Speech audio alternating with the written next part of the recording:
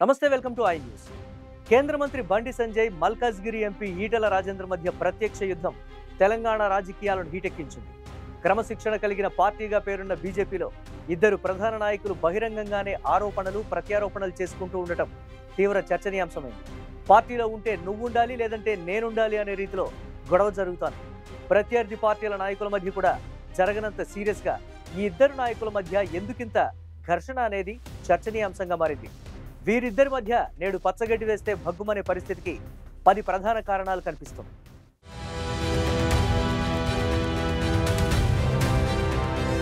కేంద్ర మంత్రి బండి సంజయ్, మల్కాజ్గిరి ఎంపీ ఈటెల రాజేందర్ మధ్య ఈ రోజు నెలకొన్న ఘర్షణాత్మక వైఖరి ఒక్కరోజుతో రాజుకున్నది కాదు. గడిచిన 4 ఏళ్లలో జరిగిన 10 వరుస పరిణామాలు ఈ పరిస్థితి విషమించడానికి కారణాలుగా కనిపిస్తున్నాయి. ఈటెల చేరిక పట్ల సంజయ్ అయిష్టత, కేసీఆర్తో విభేదాల వల్ల మంత్రి పదవిని పోగొట్టుకున్న ఈటెల రాజేందర్ అనేక చర్చోపచర్చల అనంతరం భారతీయ జనతా పార్టీలో చేరారు. బలమైన బీసీ సామాజిక వర్గానికి చెందిన ఈటెల రాజేందర్ పార్టీలో చేరడం తన రాజకీయ భవిష్యత్తుకు నష్టదాయకంగా బండి సంజయ్ భావించారు. అందుకే ఈటెల రాజేందర్ చేరికను రాష్ట్ర అధ్యక్షుడిగా ఉండి కూడా సంజయ్ ఆహ్వానించలేకపోయారు. అప్పటి నుంచే ఇద్దరి మధ్య విభేదాలకు బీజం పడింది. ఉప ఎన్నికల్లో సహాయ నిరాకరణ ఇక రెండో అంశంగా చెప్పుకోవచ్చు. ఈటెల రాజేందర్ రాజీనామాతో 2021లో హుజూరాబాద్ ఉప ఎన్నిక వచ్చింది. ఈ ఎన్నికల్లో గెలవడానికి ఈటెల రాజేందర్ సర్వశక్తిలా ఒడ్డి పోరాడారు. రాష్ట్రంలోని చాలా మంది నాయకులు హుజూరాబాద్ ప్రచారానికి వెళ్లారు. కానీ బండి సంజయ్ మాత్రం ప్రజా సంగ్రామ యాత్ర పేరుతో రాష్ట్ర పర్యటనలో నిమగ్నమయ్యారు. హుజూరాబాద్లో నామమాత్రపు ప్రచారమే చేశారని ఈటెల వర్గం నాడే అసంతృప్తి వ్యక్తం చేసింది. భారతీయ జనతా పార్టీలో కూడా ఈటెల ఎదగవద్దని, నాటి ముఖ్యమంత్రి కేసీఆర్ కంకణం కట్టుకుని పనిచేశారని, దానికి బండిని ఉపయోగించుకున్నారని పార్టీలో చర్చ కూడా సాగింది. ఇక మూడో అంశం రవీందర్ సింగ్ చేరిక వ్యవహారం. కరీంనగర్ మేయర్గా పనిచేసిన రవీందర్ సింగ్ బీఆర్ఎస్పై తిరుగుబాటు చేసి గ్రాడ్యుయేట్ ఎమ్మెల్సీగా పోటీ చేశారు. తర్వాత రవీందర్ సింగ్ భారతీయ జనతా పార్టీలో చేరడానికి ఈటెల ద్వారా ప్రయత్నించారు. కరీంనగర్ జిల్లాలో ఈటెల అనుచరగణాన్ని పెరగనీయవద్దనే ఉద్దేశంతోనే నాడు రాష్ట్ర పార్టీ అధ్యక్షుడిగా ఉన్న బండి సంజయ్ రవీందర్ సింగ్ చేరికను వ్యతిరేకించారు. దీంతో కరీంనగర్లో భారతీయ జనతా పార్టీ 2 వర్గాలుగా చీలినట్లయింది.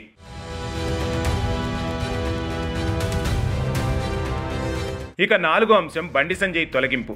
రాష్ట్ర పార్టీ అధ్యక్ష పదవి నుంచి 2023లో బండి సంజయ్ను అకస్మాత్తుగా తొలగించారు. తన పదవి పోవడానికి ఈటెల రాజేందర్ చేసిన లాబీయింగే కారణమని బండి సంజయ్ బలంగా నమ్మారు. భారతీయ జనతా పార్టీలో కొత్తగా చేరిన వారిని కలుపుకొని అధిష్టానం వద్ద తనకు వ్యతిరేకంగా నూరిపోశారని, ఫలితంగా తనకు నష్టం జరిగిందని బండి సంజయ్ భావించారు. దీంతో ఈటెలపై బండి మరింత కోపం పెంచుకున్నారు. ఇక ఐదో అంశం తుల ఉమ టికెట్ గల్లంతు. అసెంబ్లీ ఎన్నికల్లో వేములవాడ టికెట్ను పార్టీ అధిష్టానం తుల ఉమకు కేటాయించింది. ఈటెల రాజేందర్ అనుచరులు అయిన తుల ఉమకు టికెట్ రావడాన్ని బండి సంజయ్ వ్యతిరేకించారు. తన లోక్సభ పరిధిలోని అసెంబ్లీ టికెట్ తన ఇష్టప్రకారం జరిగేలా మార్పించారు. తన పలుకుబడినంతా ఉపయోగించి తుల ఉమకు టికెట్ ఇప్పిస్తే బండి సంజయ్ మార్పించారని ఈటెల నాటి నుంచి చాలా గరంగా ఉన్నారు. ఇక ఆరో అంశం అసెంబ్లీ ఎన్నికల్లో పరస్పర వెన్నుపోట్లు. గడిచిన అసెంబ్లీ ఎన్నికల్లో ఈటెల రాజేందర్ 2 చోట్ల పోటీ చేశారు. తన సొంత నియోజకవర్గం హుజూరాబాద్తో పాటు గజ్వేల్లో నాటి సీఎం కేసీఆర్ పై కూడా పోటీ చేశారు. ఈ 2 చోట్ల బండి సంజయ్ మనుషులు తనకు వ్యతిరేకంగా పనిచేశారని ఈటెల రాజేందర్ భావించారు. కరీంనగర్ అసెంబ్లీలో పోటీ చేసిన తన ఓటమికి ఈటెల రాజేందర్ ప్రయత్నించారని బండి సంజయ్ నమ్మారు. ఒకరిపై ఒకరికి ఎన్నికల కారణంగా మరింత కోపం పెరిగింది.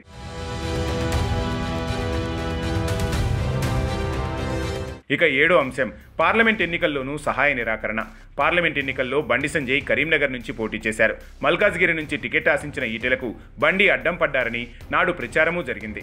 అయినా సరే ఈటెల రాజేందర్ టికెట్ తెచ్చుకున్నారు. కానీ బండి సంజయ్పై కోపం పెంచుకున్నారు.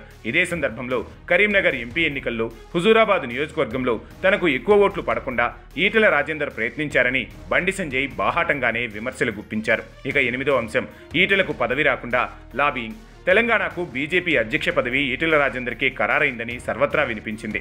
ప్రధానమంత్రి నరేంద్ర మోడీ, కేంద్ర మంత్రి అమిత్ షాలు తనకు హామీ ఇచ్చారని కూడా ఈటెల చెప్పుకున్నారు. కానీ తనకు పదవి రాకుండా బండి సంజయ్ అడ్డుకున్నారని ఈటెల నమ్మారు. ఢిల్లీలో ఈటెల నడిపిన లాబీయింగ్తో పాటు రాష్ట్రంలోని ఇతర నాయకులను కూడా తనకు వ్యతిరేకంగా ఎగదూశారని ఈటెల నాటి నుంచి బండిపై కోపంతో రగిలిపోతున్నారు. ఇక 9వ అంశం హుజూరాబాద్లో బండి రాజకీయం. కరీంనగర్ జిల్లాలో ముఖ్యంగా హుజూరాబాద్ నియోజకవర్గంలో జరిగిన భారతీయ జనతా పార్టీ సంస్థాగత నియామకాలు ఇద్దరి మధ్య గ్యాప్ను మరింత పెంచాయి. పార్టీ పదవుల్లో ఈటెల వర్గానికి చెందిన నాయకులను పూర్తిగా దూరం పెట్టారని ప్రచారమూ జరిగింది.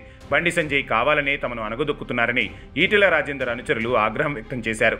హుజూరాబాద్ నియోజకవర్గంలో ఈటెల అనుచరుల సమావేశాలు కూడా నిర్వహించారు. బండి సంజయ్ ఇటీవల హుజూరాబాద్ నియోజకవర్గంలో జరిపిన పర్యటనలు కూడా వివాదాస్పదమయ్యాయి. ఈటెల రాజేందర్ బద్ద వ్యతిరేకి అయిన ఎమ్మెల్యే పాడి కౌశిక్ రెడ్డితో బండి సంజయ్ హుజూరాబాద్ పర్యటనలో కలిసిమెలిసి తిరగడం వివాదాస్పదమైంది.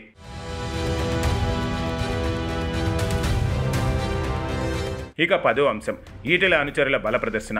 బండి సంజయ్ హుజూరాబాద్ నియోజకవర్గంలో తనకు వ్యతిరేకంగా పనిచేయడాన్ని ఈటెల రాజేందర్ జీర్ణించుకోలేకపోయారు. నియోజకవర్గం నుంచి పెద్ద ఎత్తున తన నివాసానికి వచ్చిన అనుచరులతో ఈటెల సమావేశం నిర్వహించారు. బండి సంజయ్పై పరోక్షంగా తీవ్ర విమర్శలు గుప్పించారు. దీంతో పరిస్థితి మళ్లీ మామూలు స్థితికి రానంతగా చేజారిపోయింది. ఇక ఇద్దరి నాయకుల మధ్య చాలా రోజుల నుంచి విభేదాలు పెరిగి పెద్దదవుతున్నప్పటికీ పార్టీ నాయకత్వం కానీ అధిష్టానం కానీ పెద్దగా దృష్టి సారించలేదని, ఫలితంగానే నేడు ఈ పరిస్థితి వచ్చిందని క్యాడర్ అభిప్రాయం వ్యక్తం చేస్తున్నారు. చూడాలి మరి ఈ రాజకీయాలు ఎటువైపు దారి తీస్తాయో.